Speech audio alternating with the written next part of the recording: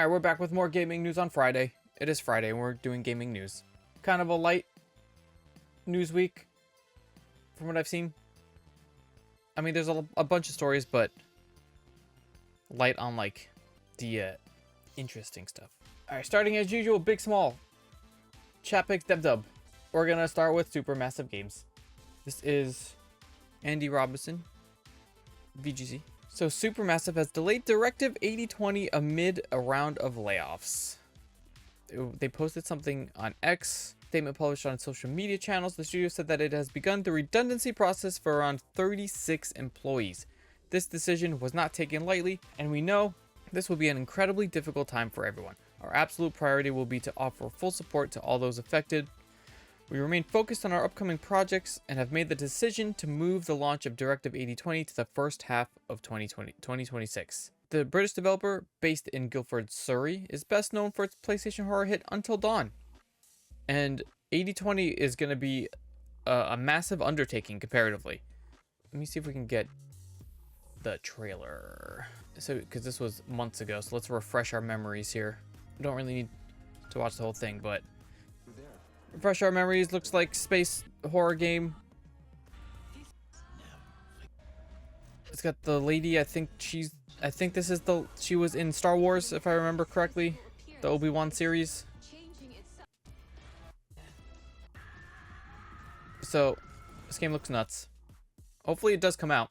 It'd be a real shame if it didn't, because it looks really cool. But another one, another studio doing the thing. Next, Splitgate 2. More like Splitgate, no. This is Jordan Miller, VGC. So apparently Splitgate 2 is being removed from stores already.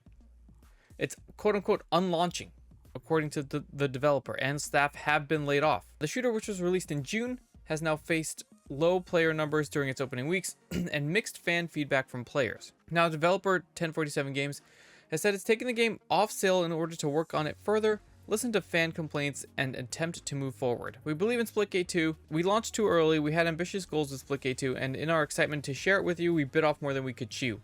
We rushed certain features, made some boneheaded mistakes, and most importantly, we didn't give you the polished, portal-filled mayhem you fell in love with. Game is going back into beta, and teams going heads down until 2026, which is a lot of extra time that they're putting into this game. Major parts of the game will be rebuilt, fan-requested features such as less complex monetization model, and refocused on classic game modes. Rebuilding the core experience isn't a quick fix, it's a long-term commitment.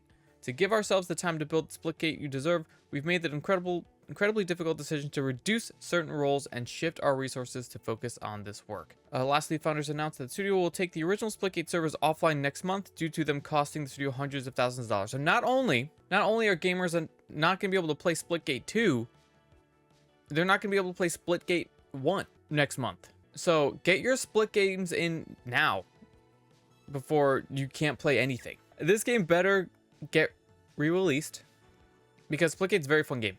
We played a decent amount of Splitgate 1 for a while. Very fun. Waited for Splitgate 2. Hadn't had time to jump into it, but now we're not going to be able to until next year. So that's a shame for gamers. Next, Ubisoft was pressed on the Stop Killing Games petition stuff. This is Andy Robinson, VGC. So Stop Killing Games is challenging lawmakers to introduce legislation that would stop publishers from being able to destroy video games that they have sold to consumers. So it's a recap of what all that stuff's been going on. But at a recent annual meeting highlighted by GameFile, Ubisoft CEO Yves Guillemot was confronted by a quote aggressive questioner who confronted the exec about the Stop Killing Games movement and pushed on its plans for game preservation going forward. His response was, regarding the petition, we operate in a market, and whenever we release a game, we provide a lot of support for that game. We also provide a lot of services to make sure that game is accessible and remains playable 24/7. So, we provide information regarding the game and how long the game can be played, and players and buyers are forewarned that eventually the game may be discontinued. On the crew, Guillemot noted that Ubisoft launched a 2-week promotion in September 2024 that offered the sequel for just $1 across multiple online platforms, and also announced plans to make the game available online in the future, offline in the future, sorry. So this is an issue that we've been dealing with, but this kind of issue is not specific to Ubisoft. All video game publishers are faced with that issue, yada yada yada, baloney stuff.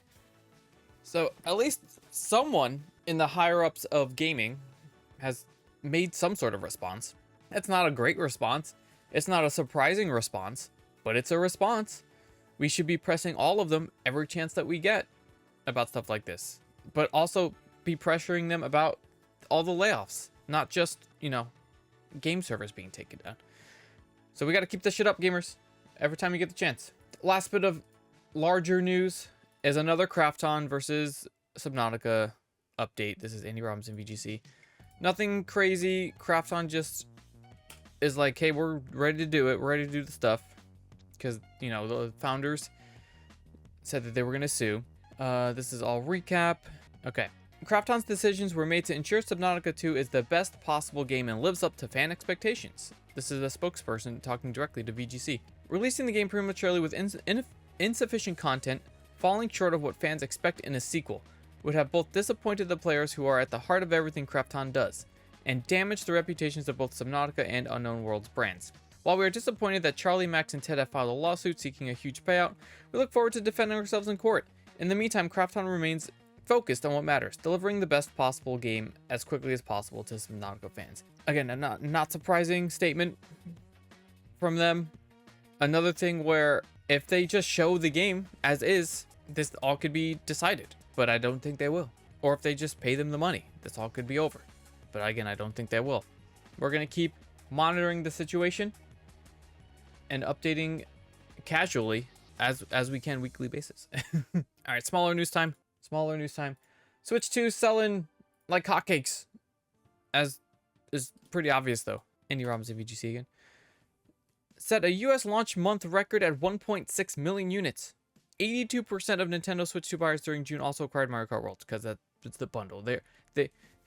From what I can see, IRL, semi behind closed doors, is that Nintendo has made more bundle consoles than they have regular consoles, because I'm seeing stores receive more bundle consoles than they do regular consoles.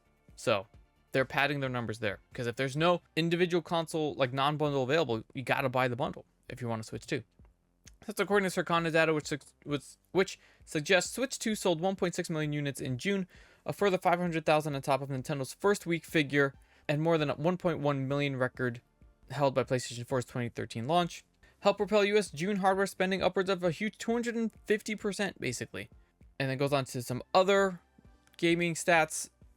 According to Circana, Elden Ring Night Rain was again the best-selling premium video game of the month. Death Stranding 2 On the Beach is second. Mario Kart World placed third, but its sales figures does not include digital sales or copies that were bundled with the Switch 2 console. So Mario Kart World selling in third place without factoring in bundles or digital copies. That's kind of insane. That's actually kind of insane. So this is Matt Piscatella on Blue Sky. June 2025 top 20 best-selling premium games in the US. We've got Elden Ring, Night Rain, Death Stranding 2, Mario Kart World, Black Ops 6. Stellar Blade went from last month 185th to 5th place. I'm not sure what the reason for that is, but that's nuts. Forza Horizon 5 dropped, MLB The Show. Minecraft is in there. Grand Theft Auto 5 is in there. Split Fiction is in there, top 12. It's at number 11. Elden Ring base game went from 24th to 13th. That's awesome. Red Dead Redemption 2, Oblivion Remastered. Star Wars Battlefront 2 being on this list is kind of nuts. Top 20. Cyberpunk 2077, Assassin's Creed Shadows, and WWE 2K25. So Cyberpunk 2077 went from 427th place to 18th. That's kind of nuts. So some cool stats if you want to check out what's going on. Next, we've got Sony purchasing 2.5% of Bandai Namco / the developer for, or publisher for, the Elden Ring Souls games. Jordan Miller, VGC. The quote-unquote strategic partnership will see the Japanese console maker acquire 16 million shares in the Elden Ring publisher. A joint statement from the companies reads, through this business alliance... Why is the font slightly smaller? It's so weird. Through this business alliance and Sony's investment in Bandai Namco, as two of the leading Japanese entertainment companies, Bandai Namco and Sony will focus on expanding the fan community for IPs such as anime and manga around the world and strengthening engagement. particularly in the anime field where rapid market growth is anticipated, while merging their strengths to create new and emotionally moving experiences for fans, and as a result of these efforts, maximize the value of IP. Of course. So Sony also owns 14.09% of FromSoft, 5% of Devolver Digital, 4.9% of Epic Games, and 4.98% of Bilibili. I don't know what that is. I'm hesitant to be excited about something like this, because do we want Sony to have more say in FromSoft games? No, we don't want to see a Dark Souls Battle Pass type thing. No, we don't want to see that. That would be gross. There's already in Night Rain, it's in-game currency, but there's unlockable skins for in-game currency. We'll see what happens. Again, I'm not excited about it. We've got a couple trailers to go through, but we're gonna skip them for now. We're gonna go to Dying Light: The Beast, already getting delayed. Andy Robinson VGC, even though it's weeks away. The spinoff will now release on September 19th instead of August 22nd. This was announced today. This is wild because I was just talking to somebody yesterday about this game coming out next month, but now it's 2 months away. It has always been our goal to make Dying Light: The Beast the best Dying Light game we've ever released. To honor this promise, we've made the decision to move the release date to September 19th, 2025 to allow for extra polishing work.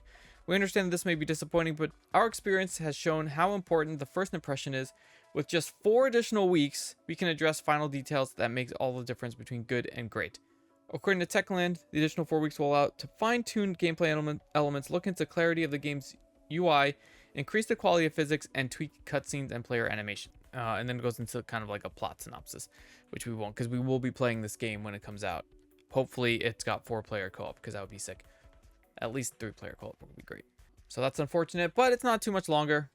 I can't wait for this game to come out. It looks very good compared to the last one. Next on the list, Microsoft says that they're thriving? Huh? Jordan Miller, VGC. So Microsoft CEO Satya Nadella has said that Microsoft is thriving by every objective measure, despite recent job cuts, which has seen thousands of people leave the company. This is like the CEO's first official statement on it. So in a letter sent to Microsoft employees, Nadella finally addressed the cuts, writing, "By every objective measure, Microsoft is thriving. Our market performance, strategic positioning, and growth all point up and to the right. We're investing more in CapEx than ever before." Huh? Our overall headcount is relatively unchanged, and some of the talent and expertise in our industry and at Microsoft is being recognized and rewarded at levels never seen before. And yet, at the same time, we've undergone layoffs. This is the enigma of success, is what Nadella says. Huh. And then talked a bunch about AI, which we don't care about, because Microsoft is all for AI currently, which we are not. So we will not be reading that stuff. So this is all, again, not surprising shit. Not going to take any sort of accountability for all the layoffs. Of course, they're going to say this to please shareholders and crap. Baloney. I say it's baloney. Get it out of here. The last one before we start watching trailers. We've got a special edition Atari X Pac-Man collection, or Atari X Bandai Namco collection thing. You can pre-order now. It looks really cool. The Atari X Pac-Man collection celebrates the long history of collaboration between Atari and Pac-Man creator Bandai Namco. In honor of the original video game romance that brought Pac-Man to home consoles for the first time on the Atari 2600, we've infused every part of the collection with Pac-Man style, including colorful ghost joysticks, a yellow Atari 2600 Plus console, and an all-new Pac-Man game, and more. It's something for every fan. I knew a certain person in chat, Vendraco, might like this. Look at this thing. Look at these controllers. Look at these joysticks. It's $40 each. That's not bad. And you could pre-order these games. Pac-Man Double Feature is a new style game. You get the bundle. The bundle with everything is $434. That's less than the Switch. Without the games is $330. One joystick, $275. Just the joysticks, $200. It's pretty cool. Atari Pac-Man.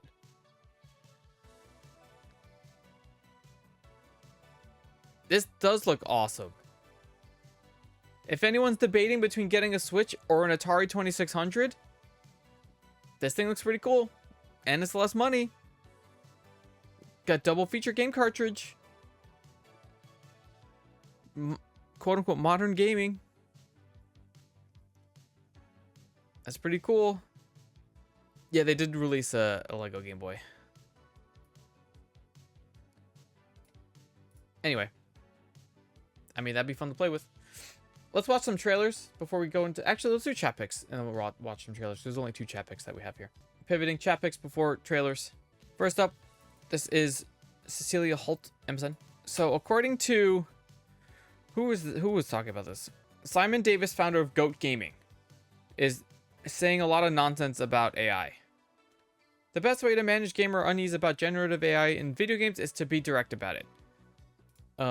Gross. You just have to be direct about it. Founder of Goat Gaming said at the Fortune Brainstorm AI Singapore conference on Tuesday. He explained that Goat Gaming writes articles on their use of AI to help prevent accusations of art theft and maintain their customers' trust. As a result, he says backlash has been minimal. Davis said that AI will soon become an established part of the gaming landscape and that previous transformations like the rise of paid extra content for games drew their own internet outrage. He made a bold prediction that in a matter of years, the industry will have its first billion-dollar company built just by one person. I don't like any of this. So it's going to be painful, and some jobs will be lost. But AI may end up being a way to speed up the industry timeline and get costs back to a more manageable level. For less people, though.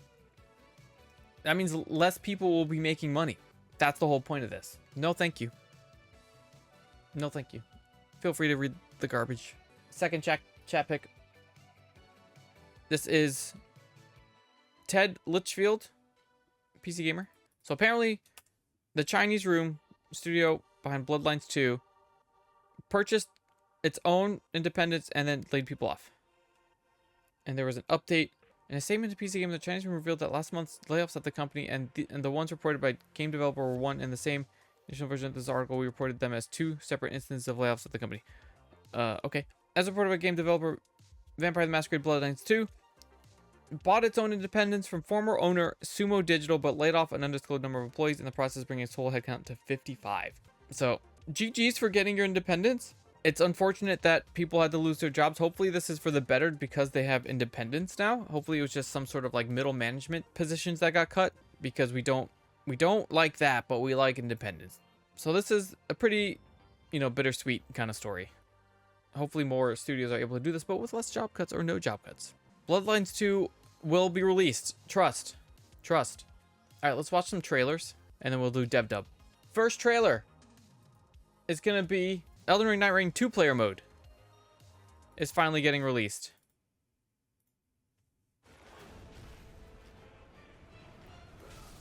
This is shit quality. Yeah. Vanquish the Night in tandem. You can now play single, triple, or double. This is interesting because so much of the game had to be reworked for single player to work pretty good. And I'm curious how well duos is going to be. But this is good for people that only have one friend or can't find a third at the time to play. This is good. This is great. More ways to play is always better.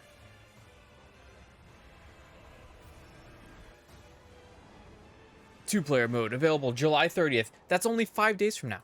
How awesome is that? Next, Battlefield 6 dropped a trailer after a bunch of leaks were happening. There's actually stuff to listen to here.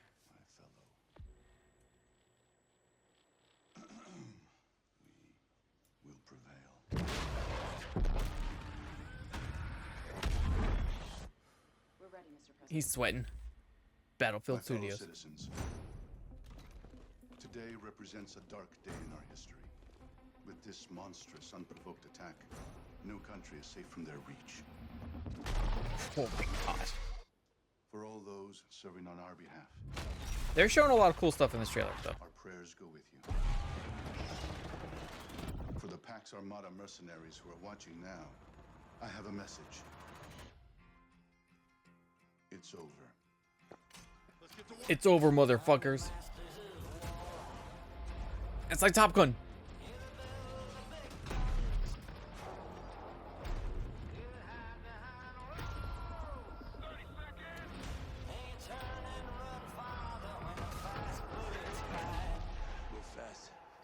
They show a lot. Send it.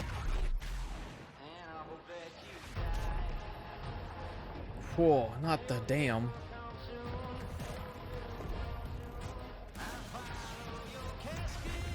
That's a good shot. Oh, damn.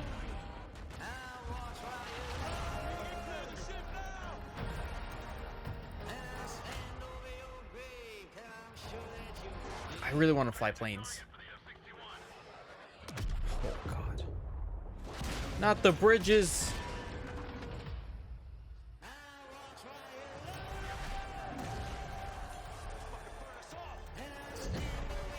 A lot of things just blowing up. Just a lot of things blowing up in this trailer. Listen, from what I've seen in this trailer, I definitely want to play the story mode in this. I think they said at some point recently that they expect like 100 million people. No, not 100. 10 million people. Something like that. Something where it was like wherever the peak of Call of Duty Warzone hit, they expect that many people to play this game like at launch. And Warzone did not hit that peak immediately. So some insanely large number that they said they were gonna play this game. All right, the next one I'm gonna have to first. Hold on, let me put this back on. Before we show the next trailer, content warning. Content warning. For the next trailer. There's gonna be gross stuff. Like horror gross stuff and implied boobies. Content warning. It's a Hellraiser game.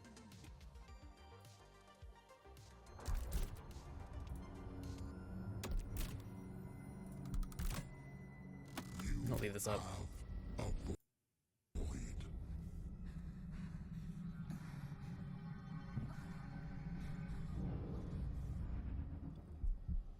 A desirous, gaping heart.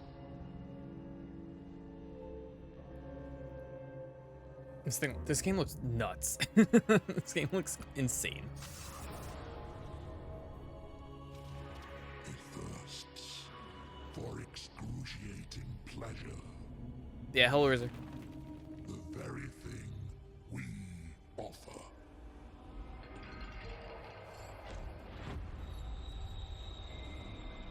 She is hellbound. She's hellbound.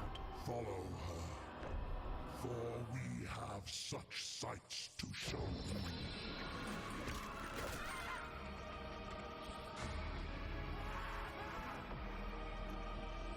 Why? I'm pretty sure it's a why not type of deal here.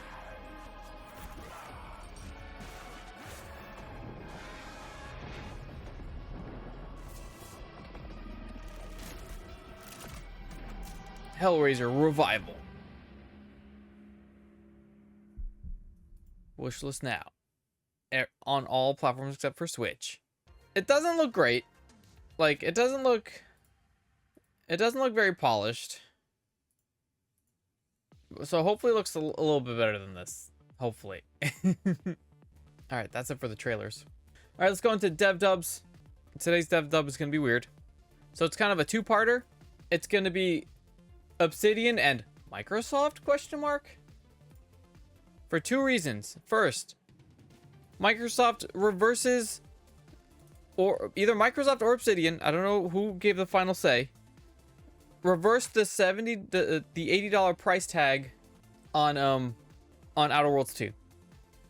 So they released a fun little thing. Where's the tweet? Where's the tweet? Hold on. I'm gonna find the tweet. Because the tweet was really funny. That would be so funny if they took down the tweet. I think they did. I think they took... Oh, no. I found it. I lied. I found it. I'm a liar. Chad, I'm a liar. Here it is. Outer Worlds 2. Pre-order $80. Punch! Now it's $70. That's pretty funny. That's pretty funny. So that's part one. It's pretty cool. They listened to fans saying game very high price. We want lower price. And they did. Okay. They said, okay, lower price. And then part two is the Grounded 2 release celebration. Oh, first, this is Indie Robinson VGC. This is Matt Wales Eurogamer. They released a big bug, or they're releasing a big bug for that you can win. Grounded 2 is celebrating its release with a chance to win a 10-foot ant plushie you can use to frighten a child. Think big. Look at this big bug. Forget 8 inches of Shadow the Hedgehog. Forget 22 inches of Solid Snake until you're alone at least. And behold the terrifying majesty of Grounded's 10-foot ant plushie. It's a giveaway that you can win. All you need to do is, you know, follow and retweet and whatever it is. They released an early access story trailer as well.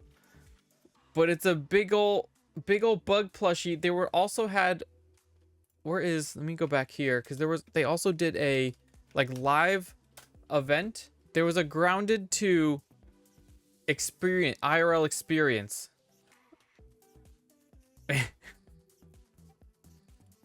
That they hosted. This is Parasolly. He did a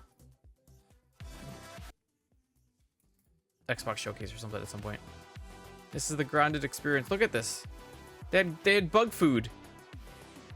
Big old screen. Big old bug.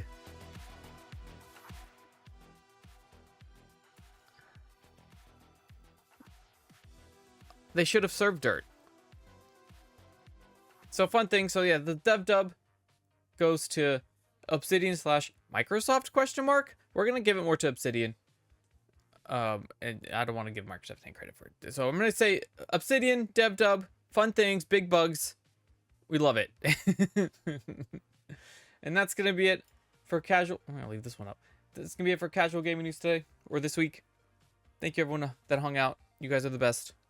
Check out the links in the chat. YouTube, Twitter, Discord, TikTok. Again, Split Fiction 2 Part 2 or Split Fiction Part 2 came out. Very fun thumbnail. I am cheese. That's all I'll say. But that's gonna be it for this week. I'll see you guys next week for gaming news.